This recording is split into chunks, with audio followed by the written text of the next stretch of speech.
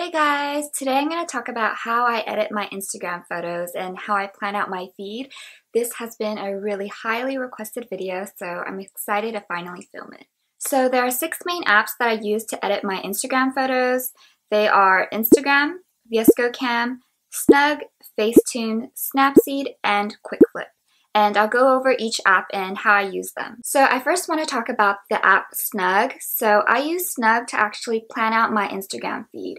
So whenever you upload an Instagram photo, it actually automatically gets imported on here. So it's exactly identical to how your Instagram page looks like. And if you want to delete an Instagram photo on your feed, but you're not sure how it's going to look, you can actually delete it on this app. So say for instance, I want to delete this photo and this photo. See, it'll remove it from your feed so you can see how it looks like before you commit to deleting the photo on Instagram. And it doesn't delete the actual photo on Instagram. So another thing that I want to talk about is actually how I determine what is the next Instagram photo that I want to post. So I kind of look at the Instagram feed like a grid, and there are 9 main squares that I want to pay attention to. And so one thing that I like to do is I like to alternate between light photos, dark photos, then light photos again, so that you don't get too much lightness in one row or too much darkness in one row. So it helps create more balance for the actual feed. The second thing that I like to do is I actually like to alternate between a photo of me being in it and then a food or flat lay photo, then another photo of me being in it again. So again, it helps with the alternation so that there's more balance on your feed. The third thing that I do, which I think is the most important tip, is to alternate between the subject sizes. So basically that means you want to alternate with an image of the subject being closer to the camera and then another image where the subject is farther away from the camera, so that there's a variation between the depths in the photos, if that makes sense. So a good example would be this photo where it's a close-up headshot of my face, and then here's a full body shot. Then here's another close-up image, so that there is that variation as I was saying. So you can see even in this these top images where I do a close-up photo here, and then here's a far away image here, and then a close-up here. So you want that fluidity, I guess, with your Instagram feed. So now that I've gone over how I use Snug to plan out my feed, I want to edit some actual photos on my phone with the apps that I just talked about earlier. Here are some of the images that I actually want to go over on how I would edit them specifically. And this will be the first image that I'm going to go over. And so the first thing that I would do with this image is I would open it on Facetune, and I'm going to zoom in on my face. And as you can see, I do not have perfect skin, so I'm actually going to use the patch tool to just, clear up any small blemishes or pimples that I have on here.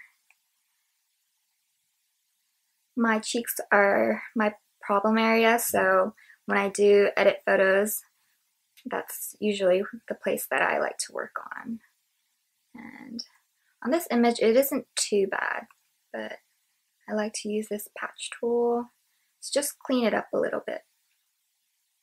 And yeah, I think I could do a little more on this side. So I think that's about fine for the patch tool. And then I'm gonna hit check to save the changes that I made. And then the next thing that I like to do is I like to open up the smooth tool and just smooth out my skin.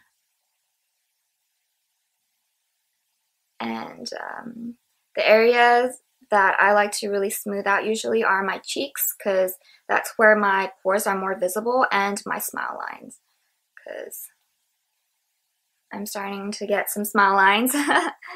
And yeah, and you don't want to do too much because you still want the photo to look natural. That's I think that's pretty good. Oh, I can do a little bit on the neck as well for the smooth tool.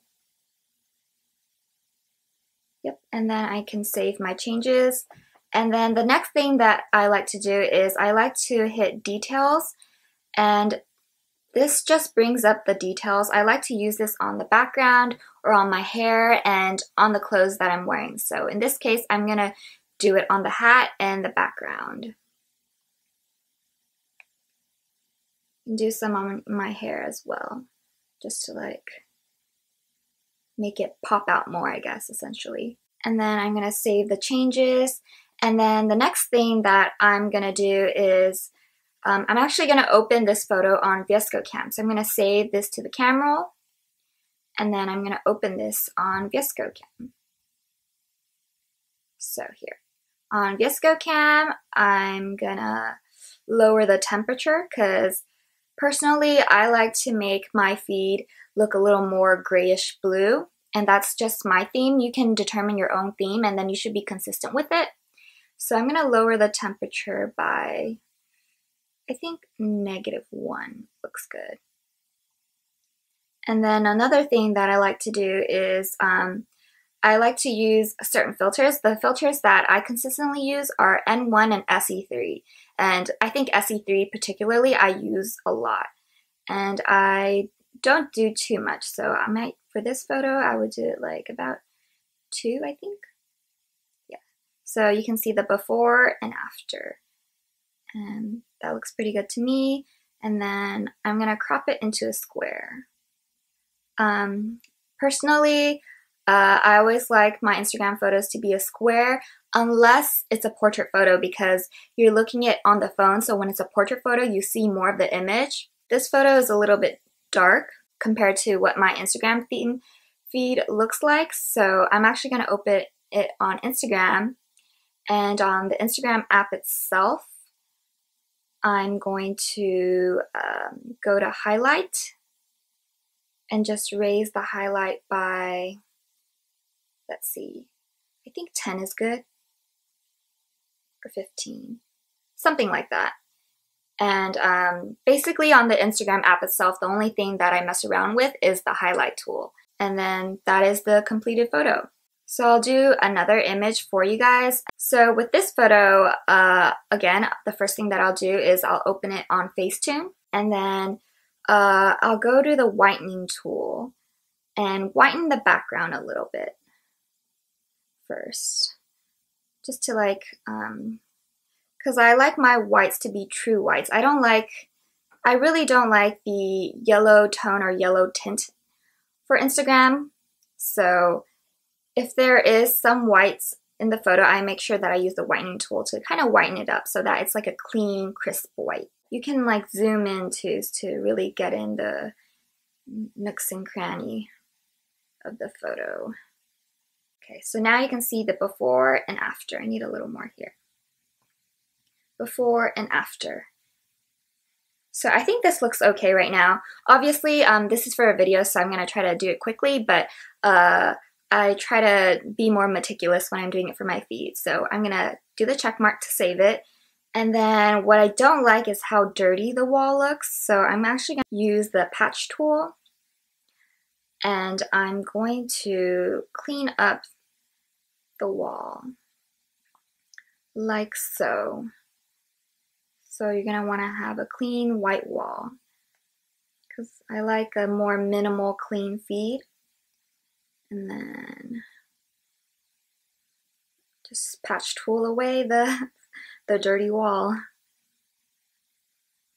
And then just keep on going until you're done. So I like to use this patch tool whenever I'm fixing blemishes on my skin, or when there's dirty stuff like on the table or on the walls or on the ground, I guess, too.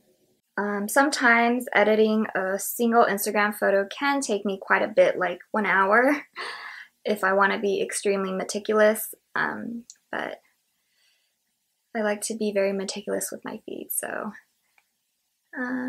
there. I've cleaned up the background so that it's not as dirty anymore. I didn't do a super clean job, but I just want to do this quickly so you guys can get an idea. So after the patch tool, I'm going to actually save the image, and then I'm going to actually open it up on VSCO Cam again. On VSCO Cam, I'm actually going to use SE3, and I think using it about 4 looks good. So I'll go over another image with you guys. I'm going to go over this full body shot one actually, and again I start out with Facetune. The first thing that I see is I need to use the patch tool on some bruises that I have on my legs. They're actually from mosquito bites. Yeah.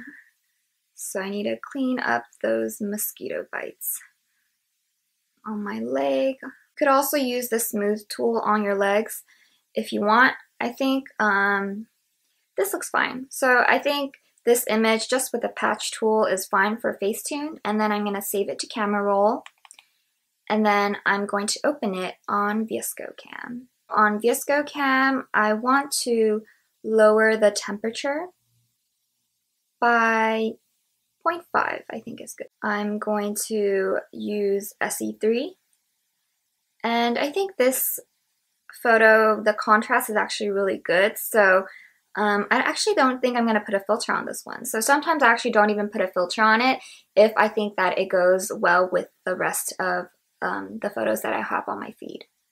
And I think that's pretty much it. So that's done for this photo.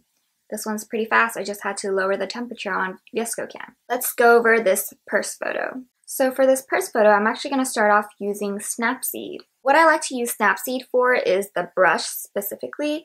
I like to use the desaturation tool, and I'm going to do it to -10, and then I'm going to clean up the background to make it look more desaturated because I like that gray, grayish blue tone, and I see some yellow in the photo that I don't like. I think that looks pretty solid. So when you hit the eye tool, it kind of shows you where you've been brushing. If you want to erase, just hit the up arrow, and then there's the erase tool, and then you can erase your hand a little. And then, yeah, just the nitty gritty, just zoom in, clean up a little bit here, and then I'm going to save. Open it on Facetune. With Facetune, I like to hit details, and I kind of highlight the purse area so that it really pops out because that's the main focus of the image. You can see before and after. I think I'm going to get some of it on the background as well so that it just creates a more dynamic photo. As you can see, this is before and after. And then, again, opening it on VSCOcam. So it's been saved, and now I want to open it on VSCOcam. And then on VSCOcam, again, I like to use SE3. And I think 3.3 looks pretty good to me. So I'm going to edit one more photo for you guys, and the next photo is actually this one. And so with this photo, I think the first thing that I would do is open it on Facetune. What I'm going to do with this one is I'm going to actually use the reshape tool, and you can move here. And one thing that I notice is my left cheekbone, it looks a little more prominent than my right side. Yeah, that's correct. So I'm just going to hit refine and close up and just move it in a little bit. I don't go crazy with changing the way that my face looks, but just very small, you know, small minor things to make the photo a little bit better. Before, after, as you can see, very small change, and I'm going to save it. And then the next thing that I would do on this one is hit the smooth tool and actually smooth out my neck. And a little bit on my skin. My skin doesn't look too bad here. I just do it on certain areas so that it looks more natural again. I like to make my photos look more natural, so I don't do crazy amount of changes to my face or my skin and that type of stuff. That looks pretty good to me, so I'm going to save it. And then this is optional. Sometimes I do this with my photo. I don't really need it on this photo, but I'll just show you. If I feel like my makeup isn't intense enough, I actually like to go ahead and open up tones, and for instance, if I want to make my pink lips look more bright pink, I use the picker, I click on the lips, and then I use tone to make it more pink. So this is before. Let me do a close-up so you can see it more. This is before, after. As you can see, it looks brighter. I don't think I really need it for this photo, but I'm just showing you guys for an example. And then you can also do it with the eyeshadow too. So I do the picker tool, and then if I want to darken the eyeshadow, I'll use the picker tool to like click on the eyeshadow area, and then I'll select a darker shade, and then you can just on a very lightly paint over there. Okay, so as you can see, I made it way too dark, but you could use the erase tool to kind of blend it out. Yeah, here's the before and after. I'll do a far away photo so you can see before and after. I don't think I need it for this photo, so I'm going to erase it, but I'm just showing you it as an example if you really want to fine-tune your selfies or portrait photos. And then next is I would just open it on VSCO Cam. It's pretty much the same thing. The only filter that I use on VSCO Cam is a C3. And then for this photo, I think 1.6 looks pretty solid. And I don't think I need to lower the temperature for this one. Looks pretty good. And so that's how I go about editing my photos for Instagram. So I actually want to go over how I use Quick Flip, and this is probably like the final step that I take. So I'm opening up my Snug feed, and let's say that I want to add this photo. I don't know if you can tell, but I feel like these two photos on top of each other, they don't look really nicely, and it was because of the thing that I was saying earlier. You want to have alternation between your photos with like it's a grid. So any photos that's touching each other, you don't want it to look the same. You want it to have like a different size or a different depth. And so I feel like since I'm facing in the same direction here and the direction of my legs are kind of in the similar direction as well, I feel like it looks kind of funny. So the way that I would fix that is I would actually go to Quick Flip. I'm going to open up that exact same photo, and I'm just going to flip it, and then I'm going to save. I'm going to upload it on Snug and then delete the old one. The fact that the photo is flipped, I feel like it looks much better on the feed, as you can see. And that's pretty much how I use Quick Flip. So those are all the apps that I use to edit my photos and plan out my feed for Instagram. I do want to mention that I also do use the programs Lightroom and Photoshop on my computer to edit my photos before I import it on my phone. So if you're interested in that, just leave a comment down below and I'll also make a video on that. But besides that, I hope you found this video helpful, and be sure to follow me on Instagram at Atsumatsui, and I post a lot of fashion, beauty, and lifestyle posts there. And yeah, so that's pretty much it.